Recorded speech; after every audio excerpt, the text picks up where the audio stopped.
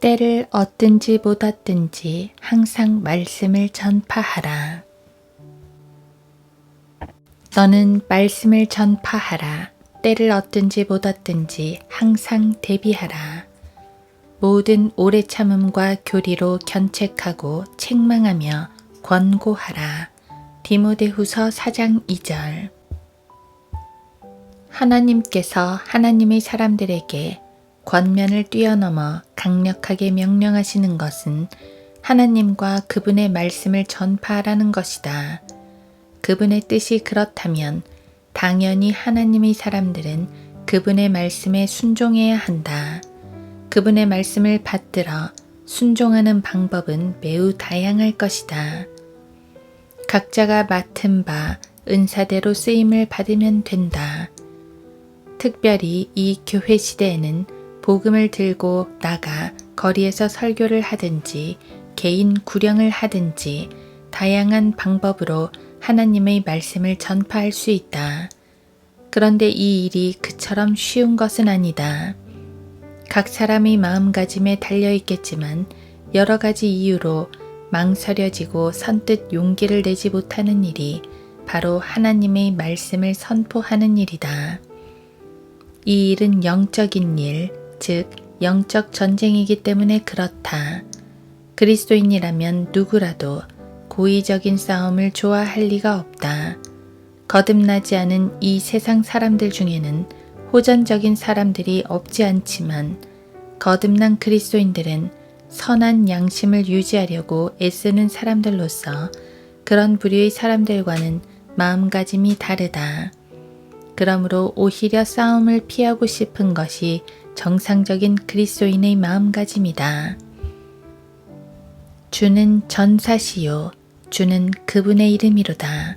출애굽기 15장 3절. 그러나 전쟁의 하나님이신 그분께서 명령하셨다면 문제는 달라질 수밖에 없다. 망설여지고 부담이 되는 싸움이지만 그 싸움은 싸워야 할 수밖에 없는 싸움이다. 그래서 많은 그리스도인들이 그 싸움, 즉 선한 싸움에 동참하는 것이다.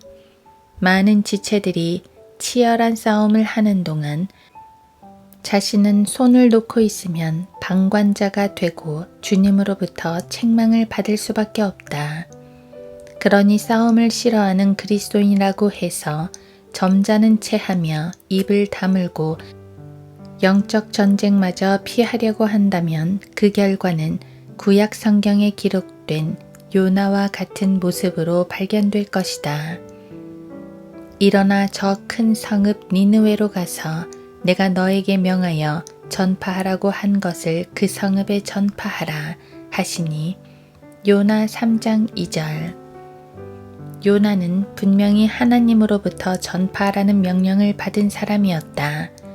그러나 그는 그의 마음 상태, 즉 꼬여있는 마음 상태 때문에 하나님의 명령에 온전히 순종하지 못하고 지옥의 쓴맛까지 보아야 했던 인물이다. 청지기에게 요청되는 것은 무엇보다도 신실한 사람으로 발견되는 것이라 고린도전서 4장 2절. 그러니 오늘날 하나님의 자비와 은혜로 구원받은 그리스도인들은 주님께서 다시 오실 때 하나님의 신실한 청지기로서 발견되어야 한다. 또 주께서 그들에게 말씀하시기를 너희는 온 세상에 가서 모든 피조물에게 복음을 전파하라. 마가복음 16장 15절. 위와 같이 신약이 와서도 예수님께서는 제자들에게 온 세상에 가서 모든 피조물에게 복음을 전파하라고 말씀하셨다. 결과적으로 이 명령에 순종하기 위해서 순교를 각오하고 이 말씀을 전파한 제자들 때문에 오늘날 교회가 존재하고 있는 것이다. 심지어 주님께서는 사람이 죽었는데도 죽은 자들로 그들의 죽은 자를 장사 지내게 하고 너는 가서 하나님의 나라를 전파하라고 말씀하시며 말씀 전파의 중요성을 강조하셨다. 예수께서 그에게 말씀하시기를 죽은 자들로 그들의 죽은 자를 장사 지내게 하고 너는 가서 하나님의 나라를 전파하라고 하시니라. 누가복음 9장 60절. 이처럼 오늘날 하나님의 말씀을 전파하는 일은 매우 중요한 일이다. 그러므로 그 사실을 인지한 많은 사람들이 여기저기서 복음을 전하고 바른 성경으로 바른 말씀, 즉 성경적인 올바른 교리들을 어려운 용어를 배제하고 쉽게 풀어가며 진리의 지식을 전파하고 있는 것이다. 오늘날은 자신의 의지 여하에 따라 SNS의 발달로 얼마든지 진리의 지식들을 확산시키는데 동참할 수 있다. 필자도 역시 그렇게 하려고 노력하고 있는 중이다. 이 일에는 남녀노소 어떠한 구별을 둘 필요가 없다. 글을 쓸 수 있으면 짧은 글이라도 하나님의 나라에 관한 내용을 올릴 수 있다. 물론 받은 은사에 따라서 다를 수 있겠지만 때로는 강력한 성경 구절이 많은 사람들의 관절과 골수를 쪼갤 수 있으므로 성경 구절만을 올릴 수도 있다. 필자가 오랫동안 글을 써오면서 느낀 것은 하나님의 말씀에 관한 글은 늘 반복의 연속이라는 것이다. 설교 역시도 다르지 않다. 우리의 한국 사람의 주식은 대부분 밥이다. 그래도 질리지 않는다. 그에 더하여 주위에 여러 가지 반찬들이 오르듯이 하나님의 말씀에 관한 글들 역시도 마찬가지다. 그 중에 주 내용은 성경 구절들이다.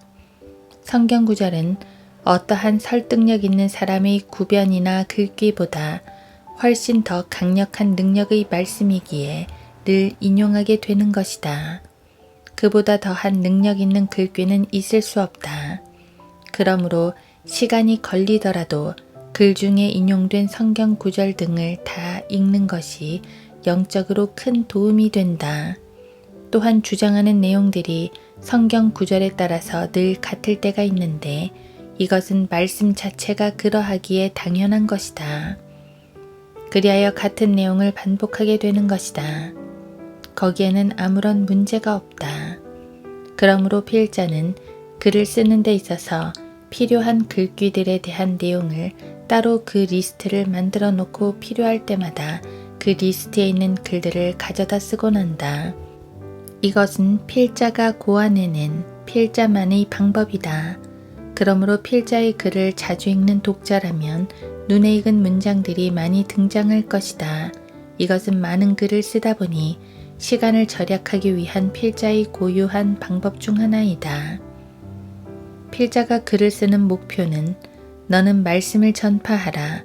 때를 얻든지 못 얻든지 항상 대비하라는 하나님의 말씀에 순종하기 위함이며 더 나아가 장기 구독자는 물론이거니와 새로운 구독자가 필자의 글을 읽고 구원받지 않은 채 교회만 왔다 갔다 하는 교인에 불과하였다면 필자의 글을 통해 구원을 받고 진리의 지식으로 자라가기를 바랄 뿐이다.